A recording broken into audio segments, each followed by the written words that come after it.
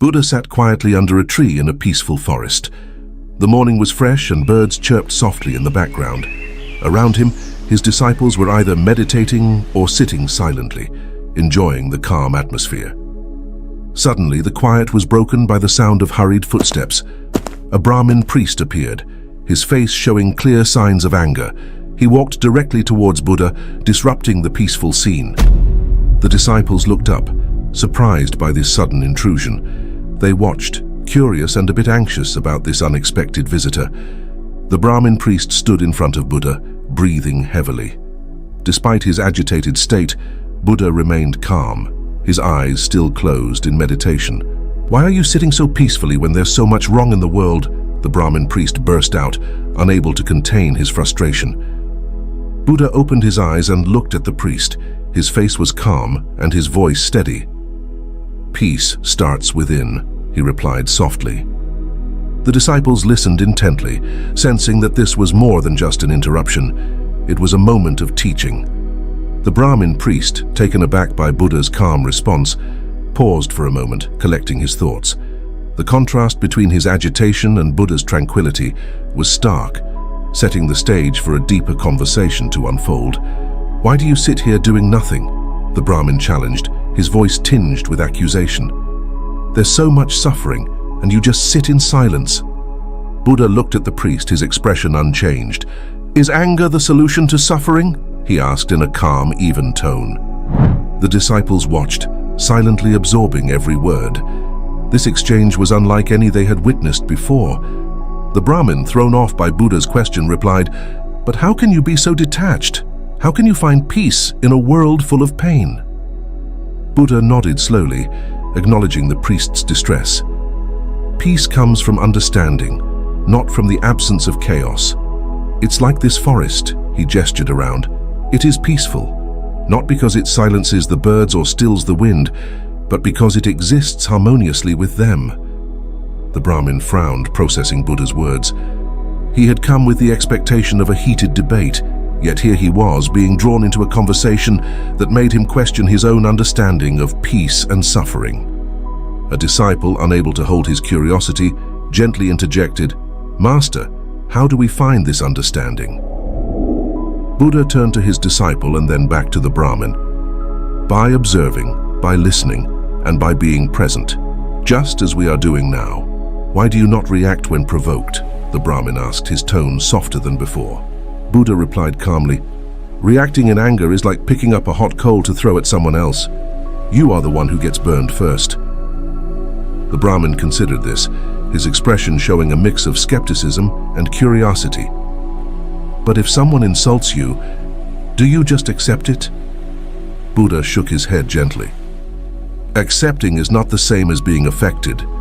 You can hear words without letting them disturb your peace." A younger disciple whispered to another, "It's like letting the wind pass without trying to stop it." "Yes," Buddha overheard and added, "like the wind, words only have power if you let them linger." The Brahmin priest looked at the faces around him, each reflecting a sense of calm understanding. He turned back to Buddha. "So you're saying that peace comes from within, not from controlling what's outside?" "Exactly," Buddha nodded. "Your inner calmness is yours to protect. It's not about ignoring the world's pain, but about not letting it disturb your inner peace." The Brahmin paused, then said, "I came here angry, expecting to find arrogance, but I found wisdom instead." Buddha smiled. "Wisdom is often found where we least expect it." As the sun began to set, casting a golden hue over the forest, the Brahmin stood up.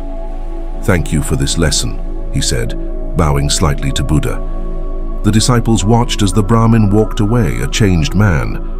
In the quiet of the forest, they reflected on the profound exchange they had witnessed, each absorbing the teachings in their own way.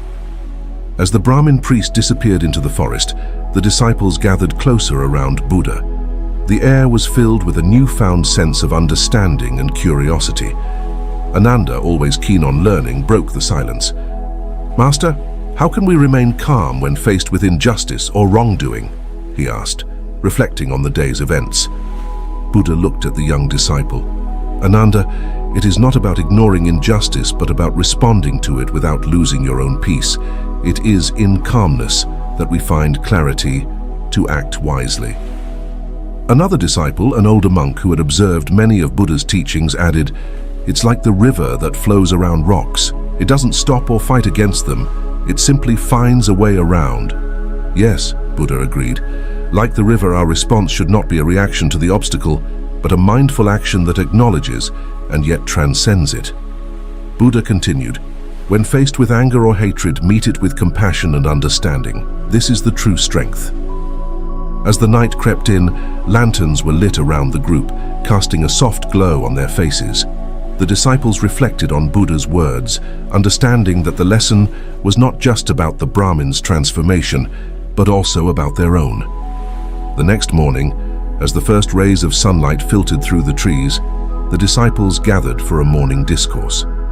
The previous day's encounter with the Brahmin priest was still fresh in their minds. Ananda, with a thoughtful look, turned to Buddha.